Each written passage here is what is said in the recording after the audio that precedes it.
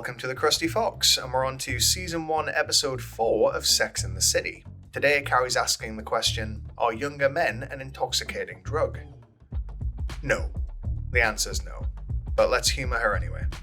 Here's a question for you first. If you absolutely had to pick one, which of the Sex and the City girls are you and why? Drop your answers in the comments and I'll cover the best ones in the next video. I'm a Miranda, for reasons I will never reveal. Anyway, Carrie starts this episode off by reciting the opening of a fairy tale, but don't get too excited for her prospects because it turns out she's talking about Mr. Big. She reads meaning into the fact that they keep bumping into each other, going so far as to imply that occasional meet-cutes constitute accidental dates. By this logic, she must be dating half of her apartment block. For a change, they decide to meet up on purpose at the opening of a hot new Manhattan restaurant. Carrie, who has been dying to get big on his own for a while now, decides to invite him to an event with literally everyone she knows. Obviously. Charlotte rocks up with new boyfriend Brian, who apparently has her big three: looks, manners, and money. As if every other woman is looking for a destitute cave troll who needs to be house-trained before you can let him near your best rug. The ladies use Big's lateness as an excuse to begin a premature autopsy of what exactly is going on between he and Carrie. For her part, Carrie is annoyed that he referred to their meeting as a drinks thing rather than the D word. Presumably she means date rather than anything else, confirmed by the fact that Charlotte's head didn't spin 360 degrees and roll off her neck. Unfortunately, Miranda brought Skipper. She insists it's just a casual thing, somehow forgetting that she's brought an infamously insecure and lonely man on what is, for all intents and purposes, a triple date. When a check of Carrie's voicemails reveals that Big isn't coming after all, she whines about how childish the whole thing seems. As a reminder, the childishness Carrie is referring to is completely her doing, is in her own head, and to her that somehow means that it's being done to her by Big. Because nothing is ever Carrie's fault. If you're wondering where Samantha is in all of this, don't worry, she's at a table touching up the young chef, John. She introduces Carrie and Miranda to his friend, the equally young and handsome Sam. Sam, played with stoned out of his mind delight by Timothy Oliphant, dutifully heads to the bar to get martinis while Carrie stares longingly at his dumper.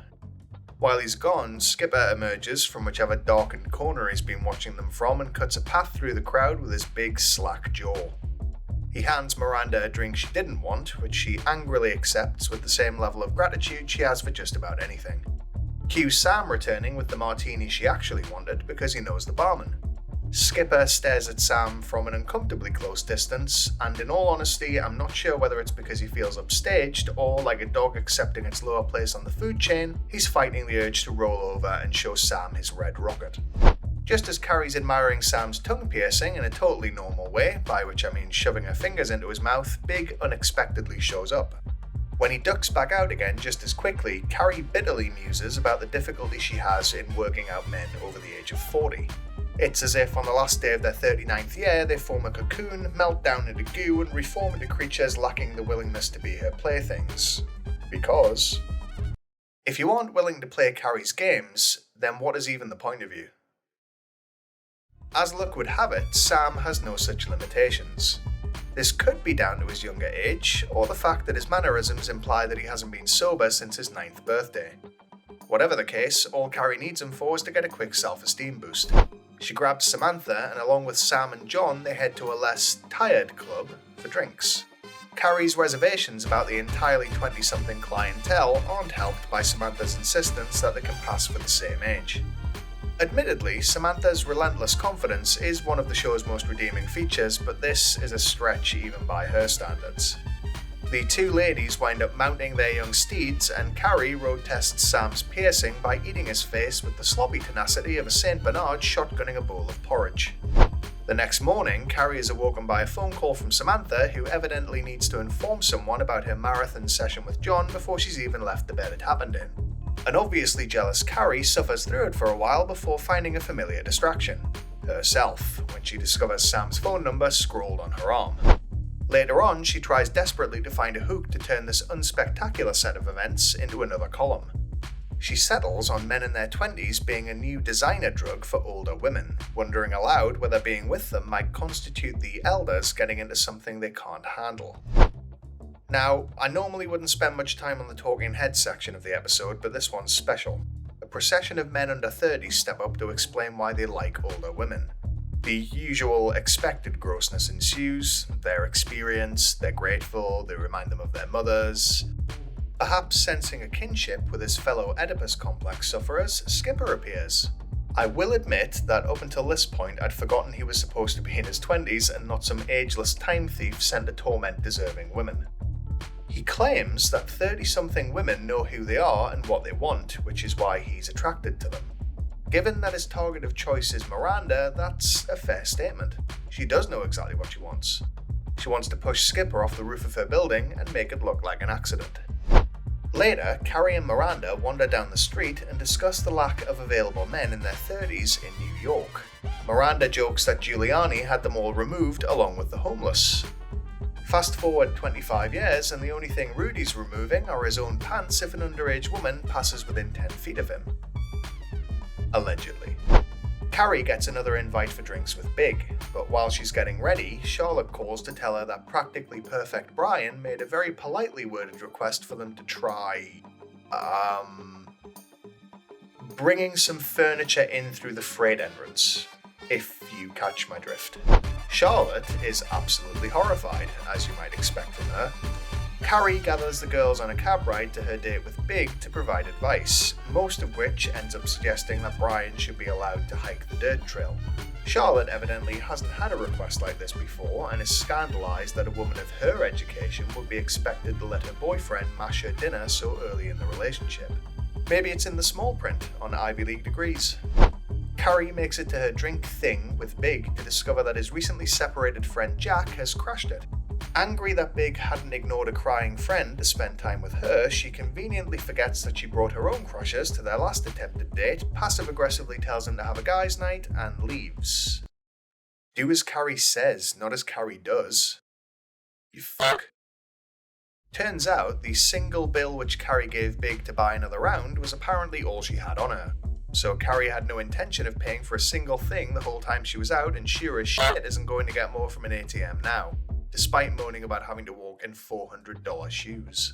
She stomps 48 blocks back to the 20-somethings bar to find Sam, an absolutely definitely not crazy thing to do, and wastes no time in eating his face. She craves the designer drug she made up, she says, which looks more and more like a euphemism for any male validation with every passing second. At the same time, Charlotte deals with her own relationship crisis.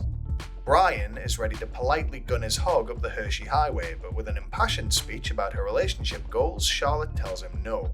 Brian, who obviously couldn't care less as long as he still gets lucky, manages to make Charlotte think he's being super romantic by comparison when he asks if they can just fuck the regular way.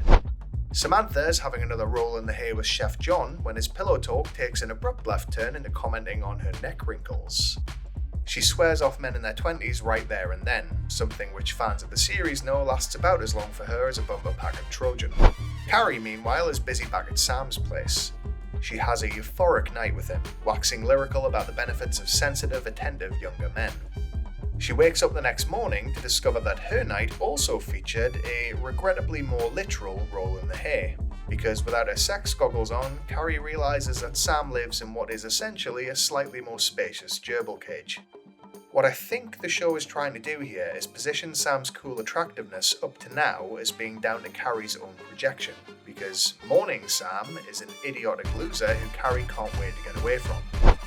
Mind you, Sam's apartment is absolutely littered with junk, and Carrie had to climb up a little loft ladder to get into his bedroom. She can try to pretend as much as she wants that she had no idea what she was walking into, but she 100% did. The final straw is when he uses the last of the toilet paper as a coffee filter. Without putting too fine a point on it, if the morning was Carrie's first visit to the bathroom in that apartment, then she needs to get herself some cranberry juice ASAP. Emphasis on the P. After escaping Sam's hoarder nest, Carrie openly uses the experience as an excuse to cross-addict from younger men to expensive shoes.